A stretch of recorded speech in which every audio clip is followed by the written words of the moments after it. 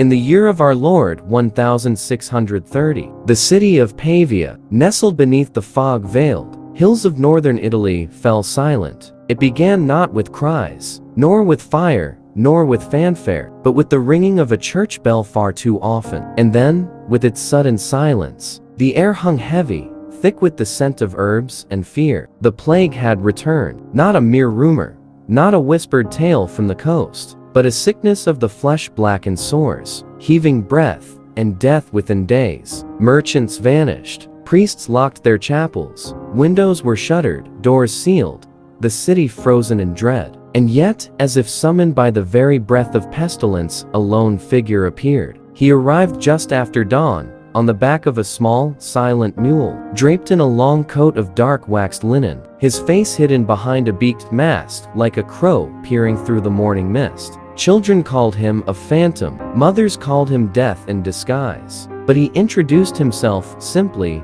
as Dr. Romulus. He carried no luggage, no banner, only a satchel of strange tools and a small, leather-bound book tucked tightly beneath his cloak. When asked where he had come from, he offered no answer. He merely said, "Where there is breath, there will be sickness. I have come to listen." The city council, desperate for order, gave him temporary license to work. After all, most physicians had long since abandoned their posts. The ones who remained rarely approached the dying. But Romulus, he walked straight into plague houses. They said he never flinched. He held no crucifix, recited no prayers. Instead, he asked questions, strange ones. What did they eat before the fever? Did they dream before the cough began? Did the birds leave your windowsill? He visited the sick by candlelight, often well past midnight. People swore he left no footprints behind him. Some said he never blinked. A young girl once claimed he spoke to the flies gathered on a corpse, and that they listened. Yet slowly,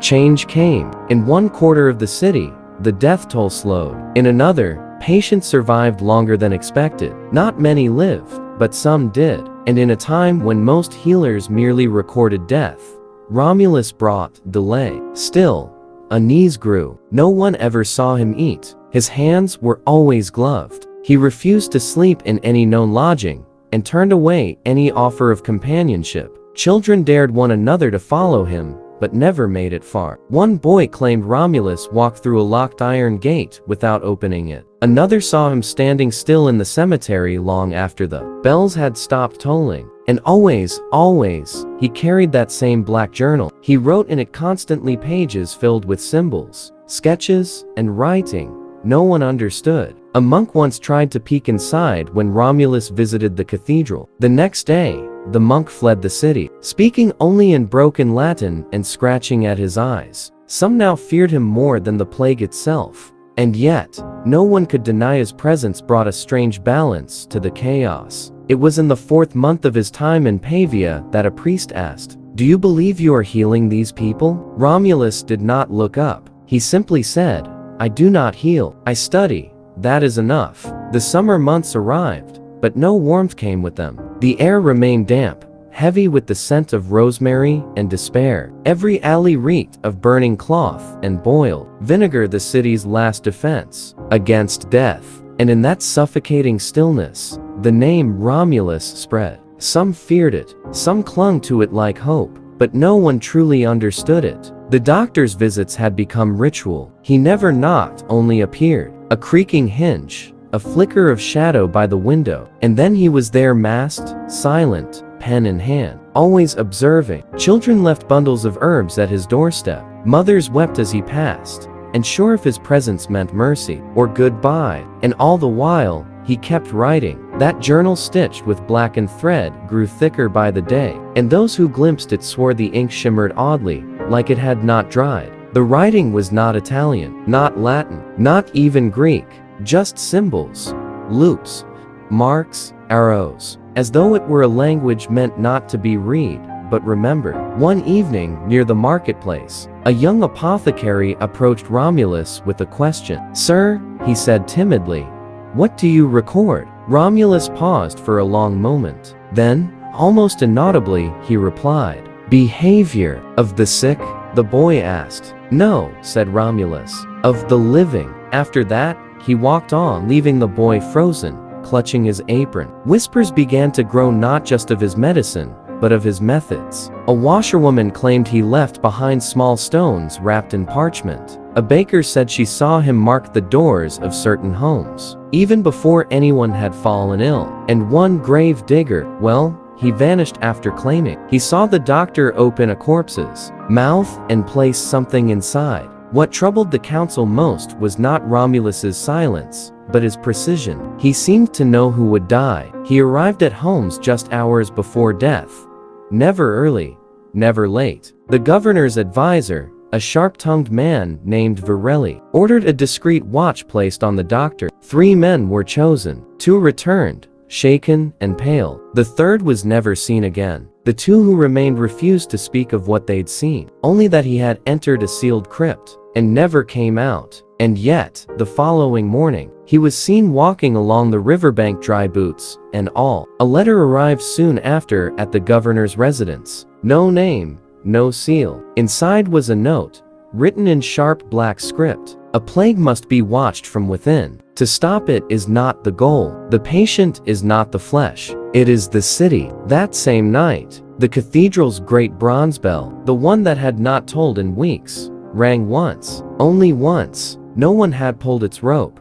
People now locked their doors tighter when they heard his steps. Windows darkened. Crosses were etched into wood, not for protection, but in resignation. Some began to believe Romulus was not here to heal. He was something else entirely. A doctor, not a priest, but a witness. A watcher sent not to intervene, but to see what man becomes when death walks beside him. Still, others clung to hope. A strange hope, because even if his presence was unsettling, his absence might be worse. By the turn of the season, fewer bodies lined the streets, fewer bells rang, but no one dared call it salvation, because they had all come to learn something terrifying. Romulus was not the beginning of the plague, and he was certainly not the end. He was what came in between. By the onset of autumn, the city's breath had grown shallow. Fewer funeral carts rolled through the alleys. Yet no one dared say the plague was gone. It still lingered, like a scent you couldn't name, like a fear you couldn't quite explain. But what remained constant was Romulus. He walked the streets at dawn and midnight alike,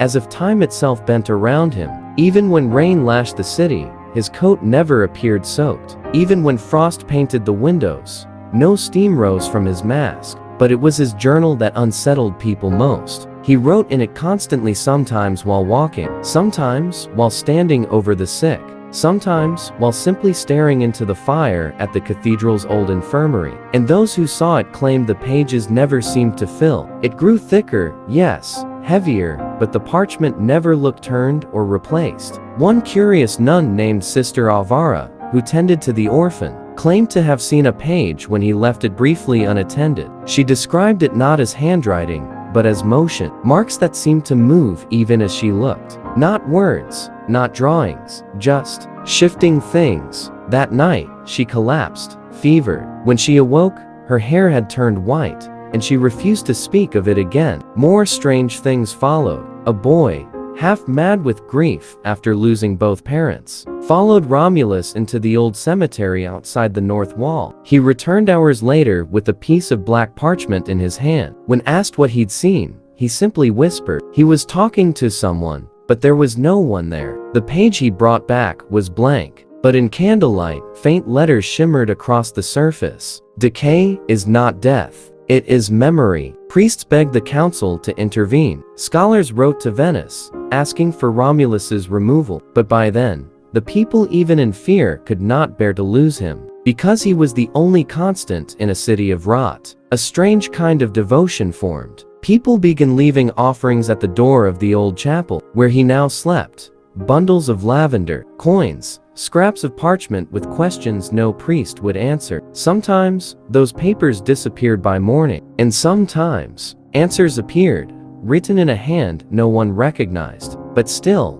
not everyone trusted him. The governor's guard, desperate for control, decided to seize the journal. One stormy night, 5 men were dispatched to the chapel with orders to return with the book by sunrise. They never reached the door. At dawn, they were found not far from the city gate, all 5 asleep in the mud. breathing, unharmed. Their armor etched with strange symbols, burnt into the metal like brands. They awoke hours later with no memory of how they had fallen. Romulus said nothing. He simply stood in the chapel doorway the next evening, scribbling as if nothing had happened. Then, one morning, he failed to appear. No footsteps on the bridge, no flicker of candlelight in the alleyways, no rustle of parchment, nothing. They knocked on the chapel door, no answer. They opened it and found it cold, empty. Only the scent of old paper and clothes remained. His bed was undisturbed, his tools untouched, and the journal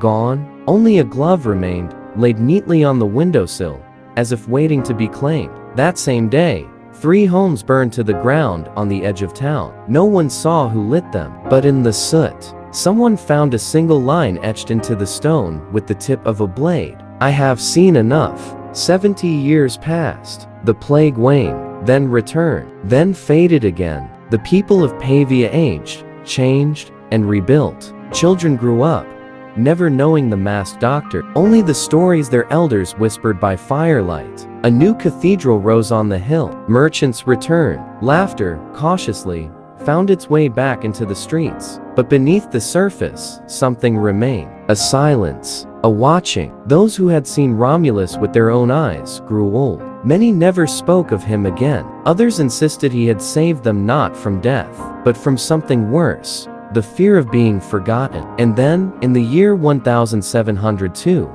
the past stirred once more. In the outskirts of Milan, less than a day's ride from Pavia, a crumbling estate was being prepared for demolition. It had belonged to an obscure noble family who had long since fled the region. Their papers were unremarkable, their records incomplete, but beneath the floor of a collapsed cellar, workers found a sealed wooden box, plain, heavy, bound in rusted iron. The estate's new caretaker, a young physician's apprentice named Matteo, opened it with little ceremony, expecting moth-eaten documents or family keepsakes. Instead, he found something far stranger, a leather-bound journal, blackened, dry, but perfectly intact. On its cover, no title. Inside the first page, in tight, sharp script, notes on plague behavior. Romulus, servant of decay. Matteo brought it to his master, who scoffed. A hoax, a monk's nightmare, nothing more. But the apprentice could not look away. The book was filled with diagrams, anatomical sketches, far beyond the medical knowledge of the 1630s. There were charts showing patterns of disease spread, long before the concept of germs was accepted. Stranger still, there were symbols,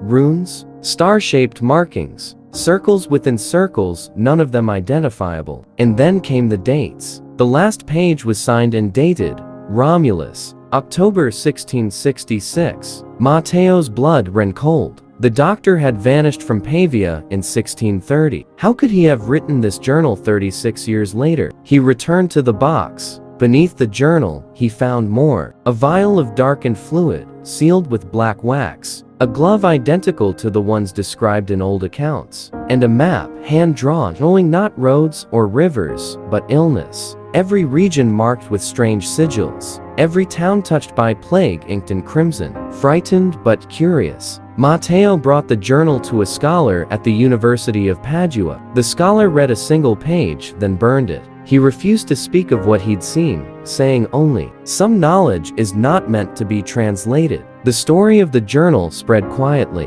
whispers in academic circles, mentions in banned letters, and then, as suddenly as it had appeared, the book vanished. Some say Matteo kept it, others believe it was stolen. A few suggest it was never real at all. But over time, new stories began to surface, of strange figures appearing at the edge of outbreaks, of physicians no one could name, who vanished before the final body cooled, of journals turning up in distant libraries, written in the same sharp hand, and always the same mask, not white, not bone, but black, beaked, watching. Some stories fade. They grow quiet with the years, slipping between the pages of forgotten books and the dust of cathedral shelves. But some stories return, not loudly, not with fanfare, but with a flicker, a shadow, a single sound in the dark that shouldn't be there. So it was with the tale of Dr. Romulus. Though nearly a century had passed since his name was spoken in Pavia, quiet murmurings found new ears across Europe. Reports came from far corners,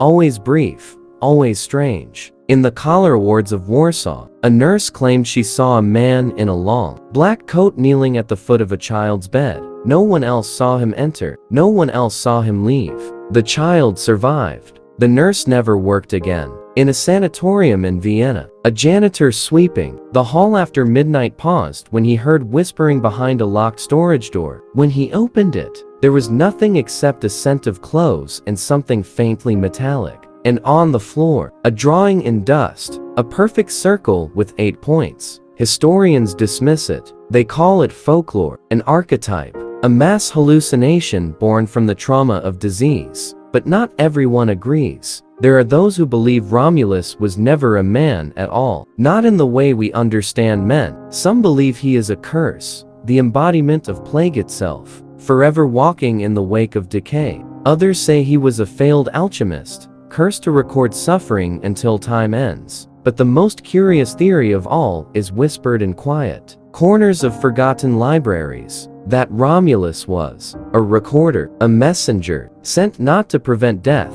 but to document what death does to the living, not to change the story, but to remember it. And if that is true, then perhaps he still walks. In the places where sirens cry, in the hallways where feet no longer echo, in the quiet between final breath and silence. So if, one day, you find yourself in a place where illness lives, and you see a figure at the edge of the light, don't call out, don't follow, don't ask questions, because the doctor doesn't come to answer, he comes to observe. And once he's seen what he needs to see, he vanishes, without a trace. So what truly became of the doctor who walked into the mist and never returned? Was he claimed by the plague he tried to stop? Or did he simply vanish into legend, forgotten by time, remembered by whispers? Some stories are never solved. They're just left behind. If you enjoyed drifting through this quiet corner of forgotten history, leave a like